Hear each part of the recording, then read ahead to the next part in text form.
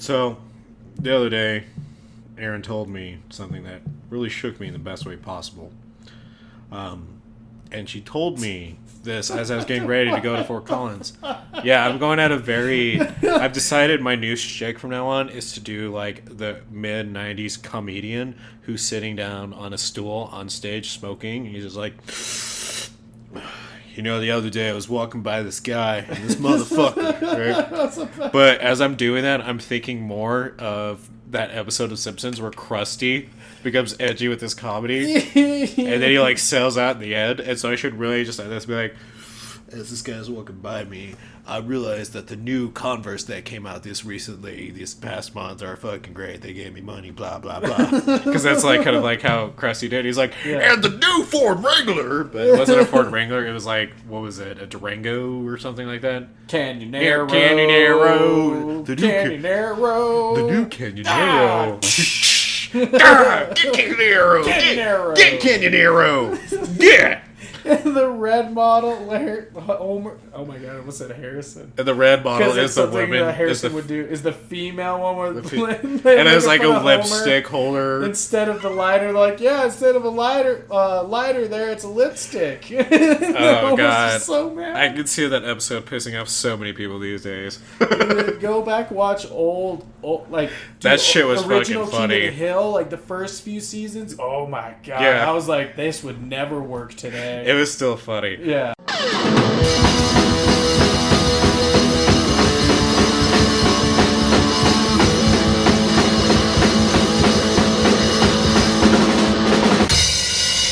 Welcome back to the Punk Rock Horror Podcast.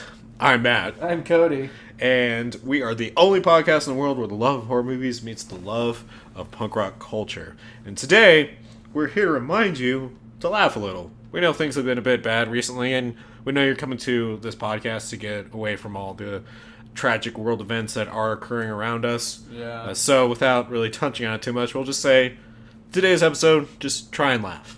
Yeah. Pure and simple. Yeah, just make yourself smile at least once in the day. Laugh at our idiot jokes or how bad I am with words. Or, I am. Or all the new things you always try to do, and we just kind of make fun of you anyways. Yeah, it happens. You know? It adds to my adorable scampiness. Just a little scamp. It's just who I am. You want to just wrap me up in a ball and put me in your pocket. I mean, I wouldn't go that far. It'd be far. I'd maybe leave you in the car. It'd be far as if it was from, like, Step Brothers, where they put me in a ball and, like, put me up their vagina. I just want to put you in a little ball, put you right in my vagina. Just feel the scratch.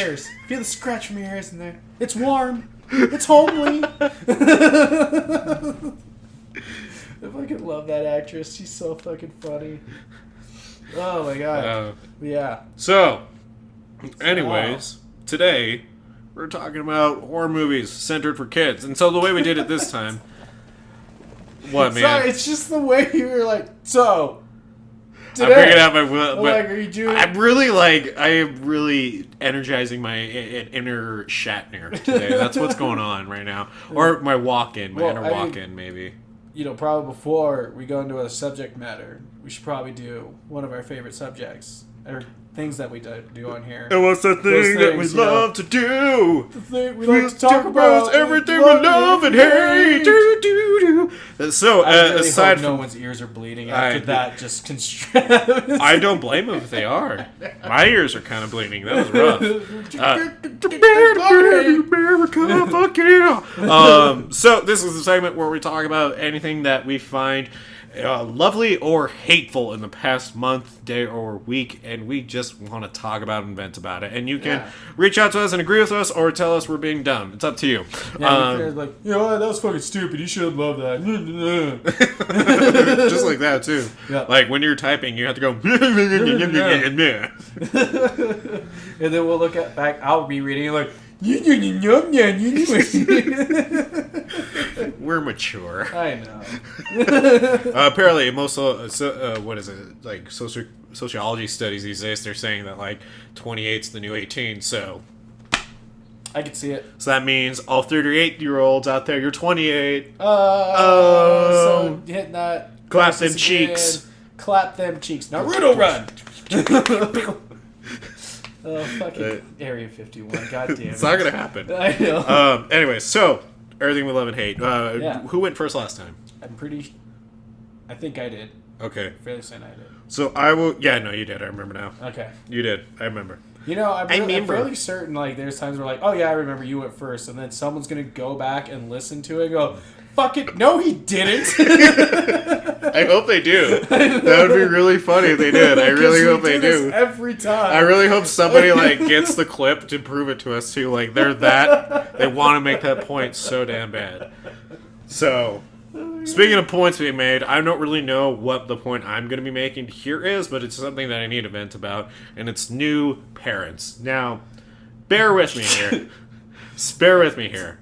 So, when you're a brand new parent, you are absolutely fucking obnoxious. I'm just going to tell you that right now. Shots because fired. I was obnoxious. Well, I was obnoxious too. Lauren was obnoxious too. So it happens. We all go through it because you're excited because there's a new life, and there's nothing wrong with that. But the point I'm trying to make is, you can't put your kid in a bubble, right? Like I can't the point. I can't really tell you how you should raise your kid, but I just seeing another resurgence of a lot of new parents being like over the top with protecting their kid, and just kind of like making every tragedy that's happened recently about them and their family, even though it wasn't related to them or connected to them in any way. And I'm just like, look, your kid is adorable and precious, beam of light, but it's kind of selfish for you to just be like, this thing is awful that happened, and now I'm afraid for my kid. And it's just like, I get it, because like I'm a protective dad. Yeah. And like, I'm definitely one of those dads. If I hear like there is a guy that's near my kid who like has a history of like being a sexual abuser or whatever, like I would lose my shit. Like I'd get super protective. Yeah. And I know that. So like, don't get me wrong. I'm not saying you can't be protective of your kid. I guess the thing I'm trying to say is, let your kids still live life within more safe parameters. You don't need to freak out. Kids are going to get bruises. They're going to get broken bones. It all happens to us. It's happened to all of us. I mean, like, you just got to be a little more freeing with your kid, if that makes sense. You get what I mean? Yeah. Like it's okay to still go to the pool. Like, go to the pool. Like, it's all right. You can't, don't be sheltered. Yeah, I guess that's my point, is, like, don't let the fear of everything going on in the world outside right now keep you and your family from doing things. Yeah. Like, still go outside, still let your kids see, things that they've never seen before. We are putting a risk out there every day doing that, but point being is that don't shelter your kid. And I guess that's just what I hate, is that we're getting back into that mindset of it. That over sheltering. Yeah. Everything's like, helicopter parenting, everything. Yeah. And truthfully, I have no place to tell you how you should raise your kid. And you are definitely in the right to say, well, Matt, you don't know me. You don't know my kid. Go fuck yourself. Yeah, you can go royally fuck yourself. And that is appropriate. And I will accept that. I will rightfully go fuck myself. I will get hairy palms and everything. I'm just imagining, like, you texting me like, well, I gotta go fuck myself again. Yeah, 50th time today. Like, dude, all right. You don't have to tell me every time. No, I'm creating a record for the courts. Because I'm gonna sue every single person. I'm suing all y'all who told me that. Yeah, okay. That's what I'm gonna do, dude. Like, it's like I'm just gonna knock on every door and be like, Spud Tainter 64. Like, from the end of, like, Jay and Silent Bob. Yeah. Sorry, Mike. They go to, like, every hater's, like, door and punch him in the face. Yeah. And just, like, do that shit. By the way, I don't know if that's an actual username. I just made it up. Point being is it's the internet. Yeah. Point being is just let your kid be a fucking kid, man. Like, don't be afraid to go out and do shit still. I guess that's my whole thing. Yeah. So that's where I'm at with it. But, again, if you want me to fuck off, I will do as such rightfully. So what do you love, Matt? What I love, though, on the other hand, is, so I figured, you keep talking about video games a lot, and so I'm going to bring one in that I'm going to talk about. Oh, shit. I'm going to bring in No Man's Sky. Now, before you title me as a hypocrite or anything for poking fun, because I poked fun at this game and this developer before, I really have, and I'll own that. Yeah. Wait, follow along with me. Bear with me. So, I love No Man's Sky and I love the developers because I took a minute to step back and look at it, and it's truly a game company that cares about this project and cares about its customers. So, obviously, when the game came out, everyone knew it was like a horrible mess. Nothing that was promised came with it, really. And so they were like on the ball and just continually updating it to basically being an entirely new game and rebooting it. And the only other game that did this was like Final Fantasy, I think it was 12. Or it was the online Final Fantasy, and the first version was awful, and they had to like reboot it with a whole cinematic thing, yada yada yada. Zodiac Age, 12. Yeah. So the fact that an indie developers is like, look, we still have players that like this game, they like the idea, and they're supporting it. Let's deliver on it. And I just love that, because that kind of speaks to my heart of like us over here on the Punk Rock Horror Podcast, where if we're not doing things right, if we're fucking up on something or we're not delivering on something, we take it to heart and we really push ourselves to fix that problem. And so I can just kind of like sympathize with them, and I love you. Oh, No Man's Sky. I love your developers. You guys are kick ass. You survived a lot of shit thrown at you, especially from moi, and you rose above it. So bravo, man. I mean, you guys definitely got some grit on your teeth. Good job. Sweet. Yeah. So Cody, what do you love and hate? So keeping with the video game thing, something I hate is, I don't know if it was a one-time thing. I'm gonna be very pissed if it isn't. But like, so I've been super excited about. I finally got Observer. Okay. And so basically, it's a cyberpunk horror detective game. It's basically Blade Runner, the video game. Like, it's the closest thing that besides the actual official Blade Runner video game. Anyways, and I was super excited to finally play it. And so the other day, I hopped on my Switch. I was about to play. I was playing in the handheld, so I'm hoping it was just because it was the handheld variant. But I started getting like really nauseous. From playing it. And like, I could tell it was like the same feeling I used to get of getting motion sick when I would try and read or play my Game Boy in the car when it was moving for long trips, and I would get like super motion sick and get feel flushed, feel like I'm going to throw up. And so I was playing the game, and I started feeling like that, and I got so goddamn mad. I was like, are you fucking kidding me? I've been so excited about this game. I had time to play it, and I was just like, and I just got so goddamn mad. So that's kind of the thing that I hate, is the fear that I can't play. I won't be able to actually enjoy video games and start getting like I'm old. Like, I felt old, really, really old when that happened. It's like, you're just like, oh no. Yeah, I was like, God damn it. Might as well get my walker. Yeah, basically. So I got really mad. But the thing that I love is actually I started getting back into stand-up comedy, like listening to stand-up comics and stuff. And I haven't done that in a really, really long time. Yeah. I just kind of stopped, and so I went back, and because I listened to Time Suck. Yeah. And I fucking love Time Suck.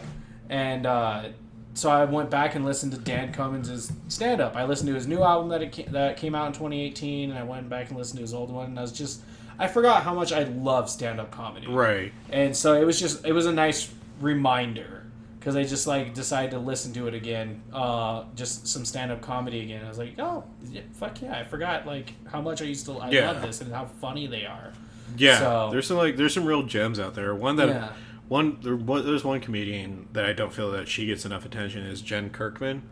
Like, I like her a lot. I've listened to all of her albums, and they haven't stopped to make me laugh. Like, she has a very perfect cynical view, and I love the shit out of it. See, that's why I like Dan Cummins' stand-up, because it's so cynical, and it's great. Like the squirrel puppet. Yeah.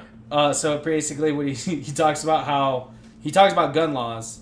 Like, in this joke, because this was like, I think around, not the first mass shooting, but like about one of the big mass shootings. Okay. And when gun laws started getting brought up again. Yeah. He talked about how, like, legitimately, he could be crazy on a Ferris wheel, because I forget where he was, but it's a giant indoor Ferris wheel, like spouting out random words, going, hammer, no, you, me? Like, just like totally look like he's crazy. Yeah. And he could straight up walk straight into the gun store that's across, like, literally in front of the Ferris wheel and buy a gun. And he's like, you know what else he can do? I'm going to find a squirrel. I'm going to choke it to death. And then I'm going to run my fingers up its back. And I'm going to make a squirrel puppet. And I'm going to ride the Ferris wheel with my squirrel puppet and talk. And then I'm going to go walk into the gun store and have the squirrel puppet buy a gun on behalf of both of us. And you can do it. And then what I'm going to have to do next is choke his chipmunk. So that way, and slide the squirrel's fingers up the chipmunk's back. So the squirrel now has a chipmunk puppet. Like, basically, that's like the shortened version. It's such a great fucking joke. I like it. I get where you're going. Yeah, and I just remember how fucking funny that skit is. Because, like, in the middle of it, where he's like, when he talks about sliding his fingers up the squirrel's back, he's like, you can hear the crowd go, oh, and he's like, no, you take this joke! You will take this joke and you will love it. So I'm sliding my fingers up the squirrel's back. Just gets fucking mad at the audience. Whatever. Just like, you motherfucker. I worked on this. I am proud of it. You get the fuck out of here. You will take this joke and you will love it.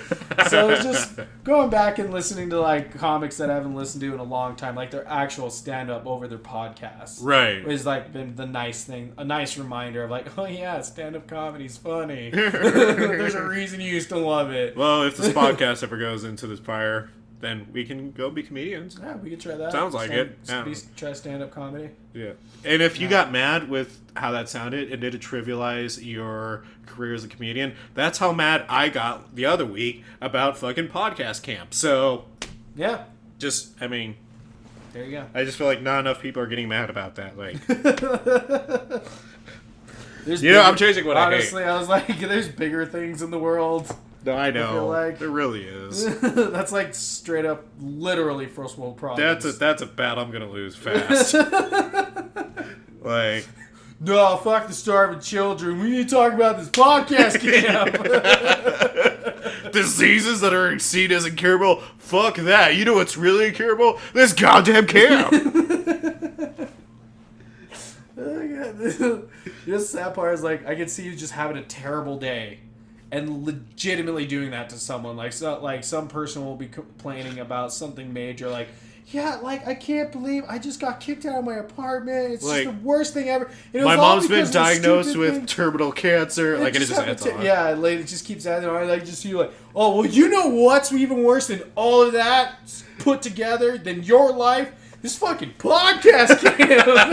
Like, this is the worst shit fucking ever. Like, Hitler times 10. and this girl's just like in tears going, what the fuck are you talking about? And I was like, I know, right? It's insane. I don't believe it either.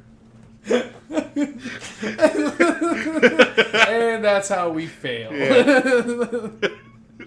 Or we succeed, because publicity is publicity. That's true. Fucking... Never mind. Yeah. I mean... Logan Paul. Oh, no. We're not going there.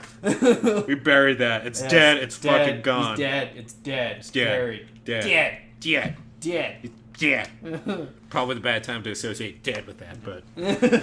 Anyways. Oh. I know. Look what I did. I am a monster. Oh, yeah. Someone's going to be... monsters. Speaking of monsters. So we are talking about movies for kiddos. So we kind of constructed it a little differently this way in two ways. We not only did it in picking two movies to kind of hit each age gap for kiddos that are good for horror movies for them to watch, but as a first time ever... Cody, what did we do this time? Oh, we watched a brand new movie. Right. That just came out. Right. So, Cody, why did we do this this time instead of all the other times? I feel like for this time is mostly because the movie that it's going to be for my movie review is because it's based off of something that, books I read as a kid. Right. And I felt like it just fit in so well, especially because of our our interview we just did. Yes. If you guys haven't listened to it, you should go listen to it. He's writing a, kid-style horror book. It's not for kids specifically, but it's a kid-style horror book. Yes. And so I thought, doing a book, not only a movie that is based off of books that I grew up with, but the director also just had huge news, had a huge moment in his life. Yes. And it was all about Guillermo del Toro. And if you couldn't tell, it's about scary stories to tell in the dark. We're talking about Hellboy. Yeah. Hellboy. Yeah. The new reboot that Guillermo del Toro had nothing to do with. Gotcha, bitch. Suck it. No, so No. I actually went with you to go see it too. But Yeah. it's your movie review. I want you to take it away, buddy. Yeah. So just a little bit background, a little bit more about Guillermo del Toro. I know I talked about it in the last episode, but it's just to us seeing such a big horror icon. So this sounds really weird. Actually, real quick, I have to make a correction. So my movie, I'm doing Scary Stories to Tell in the Dark. It wasn't directed by Guillermo del Toro. I got super fanatical when I just saw that he was attached. He helped write the screenplay. I apologize to Andre Overdahl, who actually directed it. My bad. It happens. I'm a bad it's a journalist. Look at it like this. But, it wasn't intentional. It was just our amateur showing. It mostly comes off because, like, I was super excited, and I know Matt was super excited. Same with everyone in the horror community to see Guillermo del Toro getting his star. Yeah. Like I said in the last episode. But, again, he didn't direct it. He helped write the screenplay. Yeah. Going on. Either way. Yep. Once again, the director is Andre Overdahl. It was adapted from Scary Stories to Tell in the Dark, of course, hence the name. And anyways, IMDb's terrible synopsis of it. Yep. A group of teens face their fears in order to save their lives. That's never been done in a horror movie ever before. No. And why be more descriptive than that? Seriously, and only one of them truly faces their fear. Sorry, that's a little spoiler. Anyways, because it's a terrible fucking synopsis. Starring Zoe Margaret Coletti, Michael Garza, Gabriel Rush. So it was fun. It was a great movie. Yeah, so I mean, one of the things that I really liked about this movie is the adaptations of the stories from the book. I thought they did it really, really, really well because they changed the stories a little bit. Yeah. Like to fit the movie, which was fine. And what I also liked a lot is just how they put the stories in the movie. Yes. It was done really, really well. And what I liked about the movie was, even though he didn't direct it, you could still see Guillermo del Toro's fingerprints everywhere in this movie. Yeah. With like some of the gothic scenery in the house. True. One of the monsters that shows up, you can tell it was like, I feel like it was a Guillermo del Toro twist on what it looked like. Yeah. That's why I think I got so caught up. Anyways, but it was a great movie. Like, it was fun. It was scary. Like, I will admit there was a couple parts that got me. Mainly one because it was all about the story of the red spot. Yeah. And that, when I read that book, like I said in the last episode, that's one of my favorite memories with my dad was reading that book. Yeah. That still got me in the movie. Yeah. Like, when that scene came up, you're like, no. Yeah. No, I was like, I'm not ready for this. I was like, oh, do it. Yeah. Yeah. Fucking rip open that shit. I mean, and so, the story starts out, we're opened up to these group of friends, misfits who were kind of, the nerds in school picked on. Yeah. And so, it's Halloween for them, and, they want to do something scary. Because, like, they say they're going to go trick-or-treating, but they're just kind of like, it's like almost a coming-of-age story, too. Yeah. Because, like, it's supposed to be By the way, if you haven't seen the movie yet, so we're going to try and stay away from as many spoilers as possible. This is going to be hard for us, because normally... Yeah, normally we talk about a movie that's been out for a while, and this is our first time talking about a brand new movie. So we're going to do our absolute best. Yes. To not give you a whole lot of spoilers. So you're just going to have to bear with us. Yeah. Dude, the character development in this movie I thought was done really well. Like, a lot better than I feel like it should have. Well, and to even add on to that, so, like, the way they did the characters is the way I think Goosebumps wanted their characters to be. Yeah, because it definitely felt like a Goosebump movie. Well, so, you know what I mean? The and feel keep in of mind, this is, like, directed towards kids and also, like, horror veterans alike. So, like... Well, I would say young adults. Yeah, I could see like 10 and up. I would go so far as like 12. Sure. 10 not so much, depending on your kid, because every kid's different. Yeah, how they like I mean, horror. like Peter said, each kid is specific, but just general like 10 to 12 and up would be. Yeah. Like this would be a good like intro to them because when they do.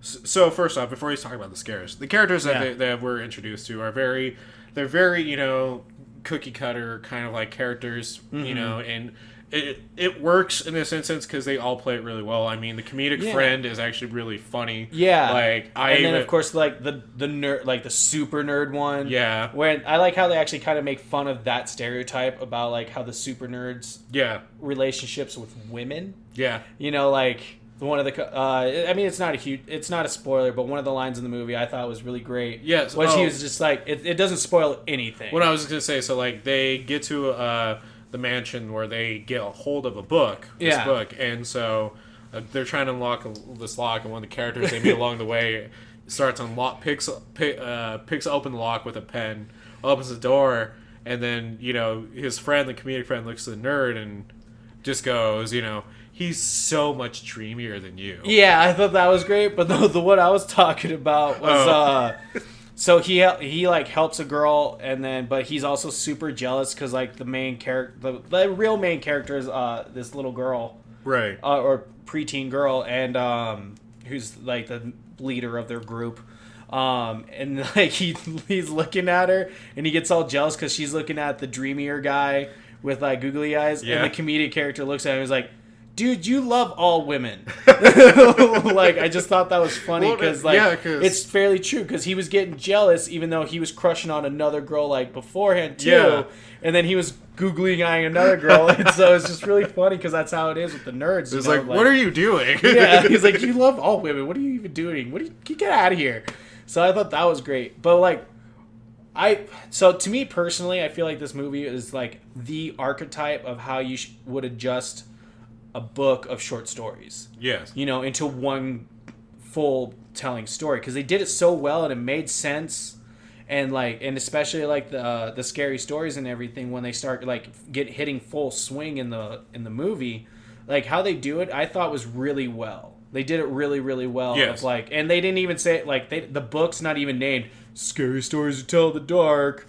Yeah. Like, you know, they never actually say the name of the movie or the books that it's based off of. It's a great, like, anthology. Like, yeah, and it's even though it's not it's like a twist. It's like an anthology's twist on its own head. Yeah. Because, like, normally, like, in those horror anthology, like, movies, we, like, it does the tale ends, and introduces the next tale, where it kind of, like, each tale is somehow linked, like in those anthologies, but in this one, each tale actually affects the world as the movie plays out. Yeah, and it's done. It's so good. I honestly can't recommend this movie enough. Like if you go out and watch it, especially if you read the books as a kid. Well, and I think what's so great about it too is like so the scares in this. What I think works for kids is that they were really smart and elegant with how they did all the scares in this movie. Yeah. So like, I gotta pick one that's like not a really big spoiler. I mean, without any context, there is this one part in the movie I know where it does the whole thing of like the person like looks in one spot, then looks away to check another spot, but then looks back and the monster's right there. It's like, meh! And you know, use like third or fourth try. Yeah. Like they definitely turned that one on the head because you legitimately didn't know what was happening, like when the scare would come. Right. I don't know if it's the one you're talking about, but the one I'm thinking of is when he's under the bed. No, it's That's not that one one. I'm talking Yeah, about. it's definitely not that one. The one I'm talking about happens early on within the movie when they are in the mansion and you know, two of our heroes are playing hide and seek with each other, so one of them hides in a cupboard.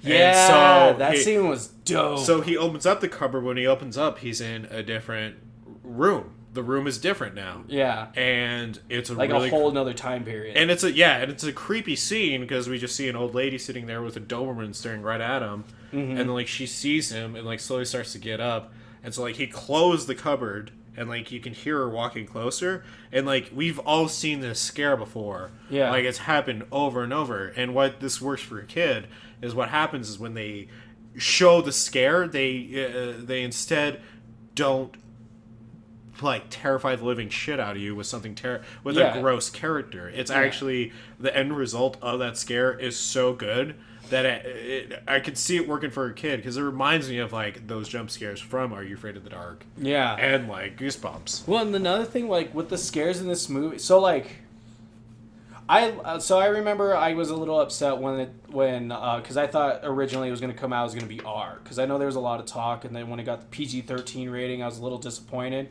Yeah. But like the Harold story, that the way they got around gore with that was so dope. It worked for and the that was story. Intense. Yeah, I thought it was going to be bad. Yeah, I was like, that was fucking intense. I thought it was going to be bad. They got around it so good. I was really surprised because we could talk. talk. It was still visceral. It was still super visceral, and like you get that like, you know, the animal instinct of like the kill shot and stuff like that. But it just the way it ends. Yeah, it did it really well. Like and like. It was so good that, like, in the theater, I had to be a jackass and, like, not realizing my own, like, voice level go, that was fucking rad. Yeah, like, you were like, that was dope. Because you were, like, being polite. You're like, that was really awesome. And then, like, I'm next, you're like, that was fucking rad. Yeah. Like, to all the people around us, I'm like, sorry. Yeah, I'm sorry. I'm the jackass here. I got really excited about that. But, yeah, like... No, it's good. I liked that. I mean, I also like the beginning. The very beginning. It wasn't super long. Yeah. Like the intro, like ominous intro or anything. They're like, no, just straight to the point. Yeah. Well, and I'll also say, man, like, the one con I'm going to give it is... So, it'll probably just happen, is that there are some seriously cheesy parts. Yeah. Like, it's not a spoiler, but the movie ends on a narration. Like... Yeah. And it's really, and again, it's a kid's movie, so take that con for what you will. See, I liked that ending mostly because it definitely leads it up to adapting the other 3 books. Or the other 2 books. I just don't like the narration one. I mean, I get it. It was super corny. They could have done it in like a different way. You know, like the whole entire, like, and I will figure out this mystery. Yeah. Zoinks! Jinkies. Like, that's kind of just how it came off. I mean, she was Velma. I mean, yeah, and she was. It's like Velma finally got her movie. Yeah. But, like, again, it's a kid's movie, so it's like, again, take the con for what you will. It's not the biggest deal in the world, and obviously there's going to be no buckets of gore for this movie. It's PG-13. And then, well, okay, so one thing that I liked about the movie, too, was like, even though it was a kid's movie, and I mean young adult preteen kid movie in my opinion, just because of how intense like some scenes got. Yeah. The touch on the social. Oh my god, I can't think of the fucking norms. Yeah, like like how it touched on racism. Oh, like sexism. Yeah, because it's set in like 1965. Yeah. Well, during the Vietnam War. Yeah. And no, it was before. It was during the draft, like when they were voting doing on the draft. The draft. Yeah, when they were doing the draft. Well, no, it was during the war. No, yeah, no, it was the war. That's why it was during Nixon's. What is it? Nixon's the presidential election. It was during the presidential election with Nixon. Yeah, where he won. But yeah, spoiler like how alert. Spoiler alert. Real life spoiler alert. But anyways, like how they touched on those like issues of back then, and it's like it just really painted a picture too, because it made you think of like that shit fucking still happens now. Yeah. Well, and it did, and it wasn't like super in your face and like no, but violating. It was still strong enough. Well, it was good for a kid movie. Yeah, like straight up, it wasn't like really bad. Like they do say one bad slur that was said a lot back in there. And it's said a couple times. So keep that in mind when you're taking your kid to this. There is one, that's the one biggest thing with it. Like but to me, like I liked how they turned it back on its head about how the cop was being an asshole to him, not because he was ethnic. When the cop he's like, I knew, like that was the cop. I didn't know why the cop was hating him. I thought it was because he was racist. But he wasn't. Yeah, but we won't give it away what the reason is, but like we kind of gave you a hint already. We're talking about what's going on at the time. But yeah, with that, and then I really like the movie. It's definitely like thinking about it. I agree with you. It's definitely a movie where you want to take your 12 and up kid to. Yeah, because I was thinking if they're ready for that, next thing in horror, from cartoons, they're ready for something a little more adult. Yeah, because this is don't start your kid off with horror with this movie. No, like this is definitely not a starter. I mean, if your kid gets scared easily and still can't handle horror, but you're still wanting to like share that with them, I would wait until they're a little older. Wait till you expose them to some like smaller stuff. Also, on character development, the villains, they were such pieces of shits. Yes, they were. Like, and you hated them instantly, and it wasn't like, oh, I just hate this guy because he's a jock. No, that dude was fucking like. He's a monster. Basically, PG-13 version of the shit kid from It. I like how, the movie's PG-13 and it's meant for 13 and up, and we're like, no, 12 and up. Do 12. 11 even. Again, it depends on the kid, because my dad was taking me PG-13 horror movies and stuff when I was like 10 and 11, but that was because I loved horror. Yeah. But yeah, no, like, they did, I feel like they did such a great job of like giving each character depth, even some of the characters who weren't on screen for very long. Like, they all got really in-depth with them, and they did such a good job with that, especially with, like, just how quick certain characters are on, but you still felt for them. Like, you even, like, felt for the cop, especially after, like, you find out he's not actually a racist piece of shit. He's just a hard ass. But, like, the kid, the bully, like, he was fucking hard bully, and it was kind of nice seeing, like, quote-unquote, his girlfriend, like, turn around and tell him, like, to fuck off fairly early in the movie. She would go along with him, like, being a piece of shit to her family or whatever. She's like, no, fuck you. Like, you're hurting my little brother. Get fucked. Yeah. Like, I thought that was cool. Yeah, like, that was nice. That was nice. I like that. But, yeah, anyway, so I'm going to wrap this up. I didn't have too many cons. It doesn't seem like Matt had too many cons. I'm sure like I would think of more. It's just like some of the cheesiness does get. I mean, if you've watched any show that your kid likes, you know what I'm talking about. It's just that some cheesiness of that does show up, and like for sure. You're just like, ugh. Again, with the friendship. But then when it comes to all the horror aspects, it's fucking not noise. Yeah, it's noise. Noise. It's noise. I mean, the final confrontation is really.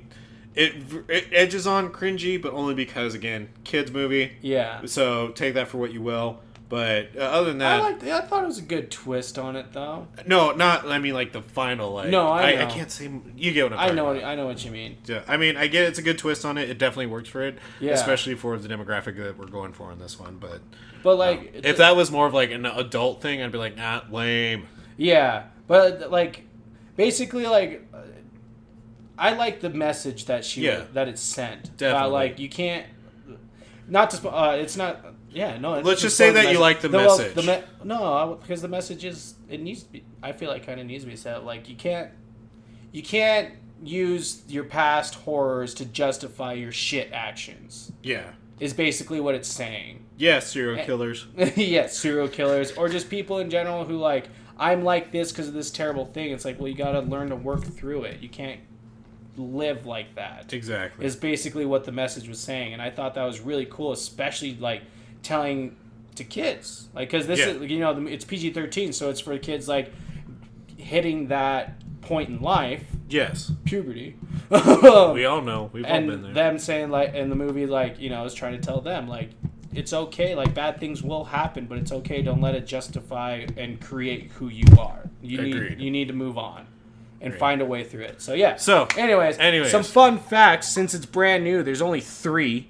Of course, it's... Oh, my God. This fact blew my fucking mind. I know, me too. Holy shit. When I read this, can I read it? Yes. Is that okay? So, it's based on the Scary Stories to Tell in the Dark book series published in the 1980s, written by Alvin Schwartz, and illustrated by Stephen Gamow. Shut the fuck up. No way. No way. Shut the front door. Get out of here. Shit. Fuck, dude. But I don't think we can do this podcast anymore. I can't handle this kind of shit. Me neither. That was like the most pure sarcasm we ever did. The most obnoxious sarcasm ever. Yeah. Okay, you do the other ones. Yeah. The poster art is based on the story Harold, which is featured in the 3rd book. And then co-stars of Fist Fight, Austin Zajur and Dean Norris, appear together again. And now we know. And knowing is half the battle. G.I. Joe. Whoa. So that was Scary Stories Telling Dark. I don't know. We might do that again in the future when we see a new release, but... Yeah. We'll see. Anyways. So what'd you do your movie on? So, there was a lot of ones to pick from. I was originally thinking Witches. I was originally thinking Monster House. Mm-hmm. Gremlins. I thought about Gremlins, too. I even thought making the case for Blob, Coraline, The Corpse Bride. See, I thought about doing Coraline, but I thought that was too widely known. I think we have another one in the future where we can do Coraline. Yeah. But, so... What? So what I decided to do is one that I really do feel that at the bottom of my heart is the most underappreciated kids horror movie to date. And that's Paranorman. I strongly agree with that statement. Yeah, that is super overlooked. It really is. It came out in 2012. It's about... The synopsis is: a misunderstood boy takes on ghosts, zombies, and grown-ups to save his town from a centuries-old curse. IMDb, again, you are fucking because I am mad. Because the synopsis is fucking... Again, it's just like... It's just fucking like... I think they know. I like really feel like they know. Probably. And there's one person who's listening and I was like, just fucking use another site. No. No, I'm going to criticize the things I love. I love you, IMDb, but motherfucker. So, it's directed by Chris Butler, Sam Fell, and written by Chris Butler. Stars Cody Smith-McPhee, Anna Kendrick, and Christopher Mintz-Plasse. By the way, I'm also going to say this is now the second movie that we talked about with Cody Smith-McPhee in. Because let me in. Oh, yeah, shit. Yeah. Huh. Because, so... And I like how I said, I call it claymation, and it's a claymated movie. Yeah. Yeah. Let's look at that. So, anyways, so we're introduced into this very, very charming movie. I mean, if you're a fan of Nightmare Before Christmas or any of Tim Burton's works in the animated field, you're going to love this type of movie. So it's, like Cody said, it's claymation, and it holds up really, really well. It's like all the animations hold up well. It's so smooth. There's some kind of hiccups here and there, but for the most part, you really can't tell. It is just such a smooth animation of a movie. It is. It's super smooth. Yeah. It's colorful and everything. It's so charming. So we're introduced to this small town and where Norman lives in, and we find out Norman has the ability to talk to ghosts. And so we see him walking on his way to school, and he's talking to the ghosts from his town, like, hello, Miss so-and-so and Bob and whatnot, and he's like, just like he's walking, like he's talking. But what's really charming about this is that it's kind of a flip on its head, where it's like, those movies where it's like a boy and his dog and whatnot. Yeah. And he's walking to school, he's actually saying hi to his neighbors. The people in his life that are actually alive, he doesn't really talk to, and he feels weird around. And they see him as a weirdo. Yeah. But the ghosts see him as, like, their best friend. Yeah. And it's like this really, like, warming, like, just kid that you're getting introduced to. Because he's cool with it. Like, he doesn't feel like a freak. He embraces the fact that he talks to ghosts, and ghosts are his friends. Yeah. And what made me love him about it is that he's just like me and you and all of the girls and gals out there who just loved horror as kids. Yeah. Because he definitely is that type of kid in this movie. He has horror memorabilia and everything. Well, anyways, it's a kid going to school, and he has his bullies in life, and he has his troubles with his sister, who wants to, like, just... be the hot girl in school. I'm the super hot, popular girl. All the guys love me. and she just looks at her little brother like, God, you're such a twerp. I'm not popular because of you, nerd. No. Oh. And she gets better later on. Yeah, she does get better. So, eventually, we find out Norman isn't the only one that has this ability. We're introduced to a character played by John Goodman, the amazing John Goodman. And basically comes to him and says, I can see what you see, I know what you know, and there's trouble coming to this town. This whole town is going to be destroyed. Obviously, John Goodman does a better way of talking about it, making it more spectacle, but bear with me here. And so Norman's like, whatever, fucking weirdo, and then goes, go fuck yourself. You're the weird one now, not me. And then runs off with his weird friend. So and fucking eventually shit does start to go crazy, and we find out that the undead start to rise up from their graves and take over the town. And so it continues with this classic story of Land of the Dead, Dawn of the Dead, Night of the Living Dead, so on and so forth. Yeah. And it continues on with this, and Norman's the only person that is able to actually communicate with the dead and to figure out what's going on. And so very quickly the movie shifts to Norman being this, outcast weirdo to being the hero. And it does it in a very palpable way for a kid. Like it really does a good job of building up why you should love Norman and his friends and the quirky town he lives in, and it does a really good job at making you root for Norman. And so you eventually find out that the town was once staged of, people who were witch hunters, and so they hunt down this one girl who was said to be a witch and kill her. And this part was really, I'm gonna give another pro to this one because that is such tongue-in-cheek history, especially American history. Oh yeah, the Salem witch trials. Yeah, like that's not like really something you could talk about your kid at night. Yeah. Like, I mean, maybe me, because if I can do that shit. Yeah, I mean, you were telling Aaron about how T-Rexes can just tear you apart. I mean, it's true. I should have definitely put more of a G rating on that. But fucking and stuffing and candy comes out. And candy, like that's why it's just basically T-Rex's food was a piñata. Yeah. And now like there's gonna be like someone's gonna like do fan art of like a group of T-Rexes with like sombreros and like ties around their eyes, but blindfolds, and they're just like trying to like hit the piñata because they have their short arms. They can't read it. Like there's the one with holding it in its foot. He's like, I know how to do this shit. He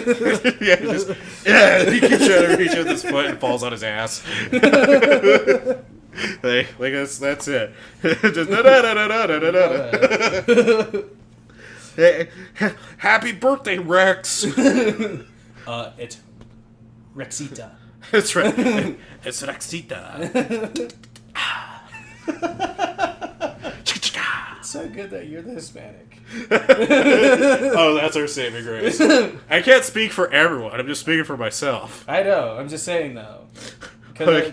Well, that Cody better watch the fuck out. Matt, you're good. Yeah, it's just like we're gonna have a talk, but Cody. Sorry.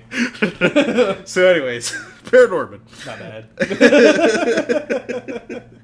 So Paranorman, this curse taking place, zombies are coming up, and everyone's going to Norman to help, and so you kind of see everyone at the beginning of the movie picking on him, being jerks to him, except his friend. All of a sudden, start coming to bat for him and help him out, and just be like, look, he may be weird, but he's our only chance we got, and they kind of start to appreciate him more as a person after that. Yeah. And even when they're touching on the history of what happened with this little girl, they did it in such a careful way without being too scarring, because it really is touchy subject matter, and they do it and just kind of let your imagination go from there. And so they set it up so for a parent was asked by their kid who's watched this movie what happened, they can actually fill in the gray areas as needed fit without the movie kind of scarring the kid. And I love that. I love the fact that they did it that way, because this movie is just really good with that type of material. So because it's claymation, it doesn't have a scare level at all. So this is definitely more of a movie for I would say 5 or 6 and up. Yeah, because I agree with that. Because it's cute, it's charming, and as the movie continues on, we fall in love with these characters more, and we fall in love with their charming nature and who they are. I mean, you even end up falling in love with some of the zombies and the monsters. And that's what's also really great about it. Because so if we take in contrast Dawn of the Dead, the remake, and they're terrifying in your face, blood everywhere, zombies, where these ones, they give them cute quirks, and they make them less scary, where they're just it's kind of like Looney Tunes is in a way, zombies, and I like that about it, because normally I would be whatever, but because this is strictly for kids, it's awesome, because it's taking these really scary concepts of ghosts and hauntings and the dead coming back to life and put them in a very palpable way for the young ones, and I just like that. It's really cute, and it's. So we find out that, and I'm not going to give you a spoiler warning because this is supposed to be a kids movie. So I think you guys are going to be all right if I spoil this one. What do you think? Is it the brother?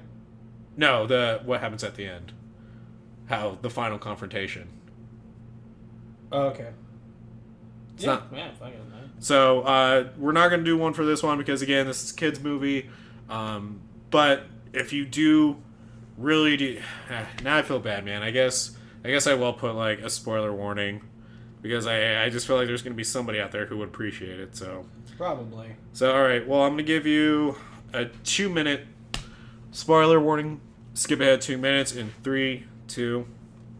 So what happens at the end of this movie is that Norman meets the girl who was wrongfully executed and talks to her and is basically like, it's okay, you don't have to hurt anymore. And she's just like, well, I have no friends, everyone hates me. And we find out that the girl was in the same spot as Norman was in the beginning of the movie, where she had these weird gifts, but she never meant any harm towards anyone. But because of that, she was seen as a freak and no one was her friend. Same thing with Norman. Because everyone knows Norman can talk to the dead. And so, they just see him as a freak. And so he's like, I know what it's like and I'll be your friend. And it was such a sweet message. Yeah. Because like it's at the end of the movie, it's this very terrifying like kid in a tree witch, kind of like scene. And it is really kind of creepy, and it sells on it for that. But when she kind of starts to calm down, he's just like, I know you're hurt, I know you're scared, it's okay, you don't have to be alone, I'm your friend. I will be your friend. And it's just a really sweet moment because it reminds me of like those human nature lessons that we learned from like Courage the Cowardly Dog. Yeah. It's okay, like you don't need to have a whole bunch of friends. You just need one friend who gets you. And like that's what the message ends on, is that you no matter how weird you are, as long as you have that one friend, and even if it's just a few or one, and they get you and they still like you for who you are, then that makes up for all the friends that you don't have, if that makes sense. And it's just a really sweet message, and I love the message, and I think it's a great message for kids, especially these days. I mean, it's okay. It's okay if you're not the most popular kid, because it's okay to be different. Because being popular goes out the window once you graduate. Pretty much. So, and with that being said, that is the end of the spoiler section. So yeah, to kind of wrap it up, like with scary stories, there's no buckets of gore. I mean, no. It's for kids. You're not gonna be all bloody and gory. They're not gonna throw a Texas Chainsaw last minute in it. One thing I do want to add to Paranorman that I thought they did really, really well is how they what they did. Because the way I asked was with the brother. Yeah. Like, do you think that's too spoilery?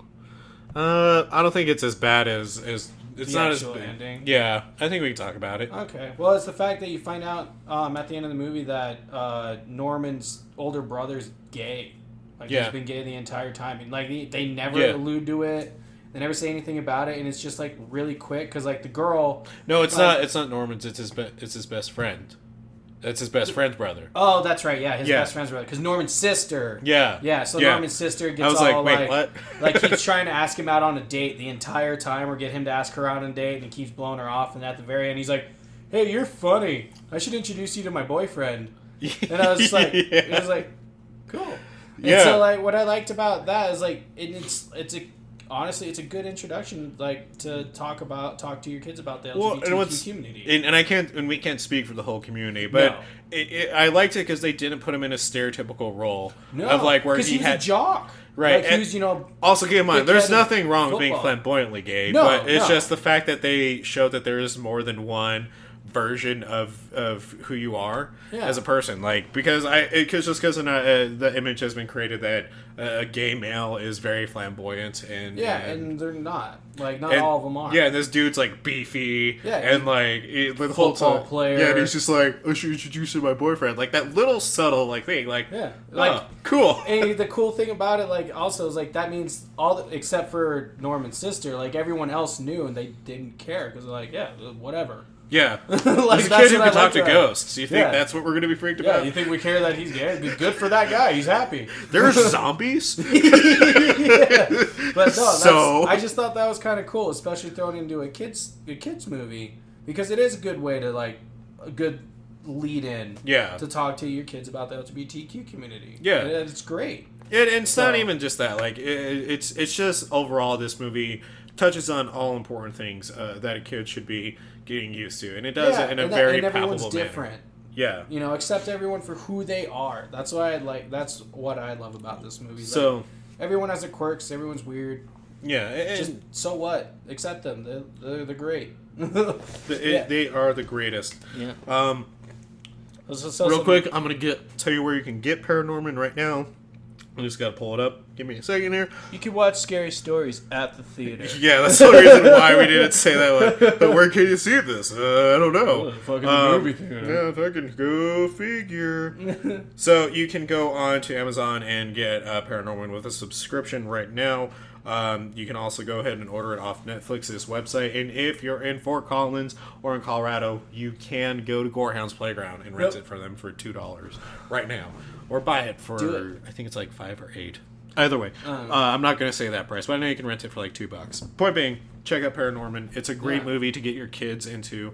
And again, for like 5 and up, it's so cute and charming that it's definitely one that you can watch with them too, because it also is entertaining enough for the adults. I will say that. Oh yeah, there's a lot of jokes. Yeah, it's not heavy on only kid humor. No. It will make you laugh. It's got some yolks, yeah. It's got the yolks. So a few interesting facts about it is during the last few weeks leading up to the film's release, Leica sent 49 packages to 49 people, including Neil Gaiman and Kevin Smith, and Jenny, the blogless Lawson. Each package consisted of a wooden crate from Blythe Hollow full of grave dirt, which recipients had to dig through to unearth a coffin. Inside the coffin was one of the 7 cursed zombies, complete with background information and name. I want that. Fucking luckies. Yeah, seriously. Animating the cheesy horror film that Norman is watching at the start of the movie was reportedly very difficult for the filmmakers, as they had to intentionally make a bad film. Bad camera angles, poor focus, bad acting, etc., while still working in the very technically demanding confines of stop-motion animation. So bravo, you guys. Yeah, I want to read this one. Okay. So the story is set in the town of Blythe Hollow, whose name is a mashup of 2 other ghost stories, Noel Coward's Blythe Spirit and Washington Irving's The Legend of Sleepy Hollow. And last one, the film company Leica used 3D printers to generate all of the different faces needed for the characters, except the zombies, which had mechanical faces with silicone skins. So it's also like, you know what I just kind of realized that I should have made a pro? Is that this is we can make the argument of this being practical effects. Yeah. Yeah, so, that's cool. So, I mean, these are movies that you can actually watch with your kids. This is a nice, like, taste breaker for us, because normally we suggest some pretty heavy stuff with, like, Found and Feast. And you're still reeling from that one. Dude, that movie, it sticks with you. I've seriously had times and moments where I was just sitting there and it just a scene from that movie just pops in my head. I'm just like, oh fuck. Like, Cody, why'd you jump? Why'd you make that noise? Like, just, have you seen Antichrist? No? Then you don't know. You don't know. You don't get it. I'm not going to tell you, because then I have to relive it. Yeah, you need to go watch it. Bitch. Go open your White Claw. Yeah. So by this time, we should have already picked a winner for our ticket giveaway to see Ready or Not. If we actually, since this is pre-recorded, we don't know who it is. Yeah. So whoever you are, congratulations. Yay! That is sincere. We just don't know who you are because this is recorded in the past. Yep. So you're listening into the future. In time-lapse paradox, Steve Rogers seeing his girlfriend die, so on and so forth. Yeah, but still goes back and marries her. Yeah. Yeah. Isn't her name Mary? No, it's Peggy. Peggy. Why did I think it was Mary? I don't fucking know. I think because I wanted to make the joke, he marries Mary. Nope. He married Peggy. But now that he's married Peggy, now I see him as Hank Hill as Captain America. God damn it, Falcon! I tell you what, Bucky. Bucky. Damn it, Bucky. This country is built on hard work and propane accessories. America. And he throws a propane tank, shield. And it's just dong ding dong. There'd be one dude who would say, "That makes no sense how that happens." Oh my god, I can't lay it down. What if I have a concussion? What is wrong with you? And fucking Thor and Iron Man are just staring awkwardly, arms down their side, ooh. You need to get out of here. And Cap's yeah! I'll do it! Bull! Take that, bud, guys! Hey everybody, where's Cap? I think he's doing shield throwing practice. How can you tell? Bull! Bull! Bull! Like, and then like fucking Cap America 2 Winter Soldier, he's like chasing, he's like, bull. And then like fucking when Bucky grabs a shield turning around, that cool scene, he's just like, hey Dan. Bucky. Fucking Batroc is Dale Gribble. Squirrel tactics. The fucking like Falcon is like Boomhauer. It's just like, cool, man. Come down here, Falcon. Man, gonna find out. Like goes in like a condor. So, with that being said, thank you, everyone. Thank you for tuning in this week. And if you want to keep up with everything we're doing on the Punk Rock Horror Podcast front, I never triple my words. I'm so elegant. If you want to keep up with everything we're doing on the Punk Rock Horror Podcast, please check us out on Twitter. At official PRHP, or our Facebook, Punk Rock Horror Podcast, or Instagram, Punk Rock Horror Podcast, hashtag PRHP Podcast, our website, punkrockhorrorpodcast.com. Yeah, you can follow me on Instagram at The Undead Matt, and if you want to consider supporting some indie horror creators, please consider going over to our Patreon for just $2 a month. Goes to keeping the lights up on the show, and you get access to our bonus show, the Punk Rock Half Hour Power, and also bonus content before anyone else. That includes our episodes and Aaron's Paranormal Princess podcast. So you get us, Aaron, and the amazing Lala on the Punk Rock Half Hour Power. Yeah. With that being said, we got merch, and stay tuned again. October, we got a show coming up here in Fort Collins, Colorado. So we both hope to see you all come out there. All right. Thank you, ghouls and gals, for talking about horror with us, and we'll talk to you next time. Bye. Bye.